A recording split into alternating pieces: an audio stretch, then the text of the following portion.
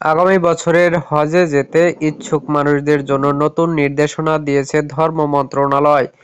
15 বছরের কম বয়সী কেউ আসন্ন হজে যেতে পারবেন না। সৌদি সরকারের হজ ও ধর্ম মন্ত্রণালয়ের নির্দেশনা অনুসারে এই সিদ্ধান্তের কথা জানিয়েছে ধর্ম মন্ত্রণালয়। বুধবার মন্ত্রণালয়ের উপসচিব মামুন আল ফারুকের সই করা এক বিজ্ঞপ্তিতে এসব তথ্য জানানো হয়েছে।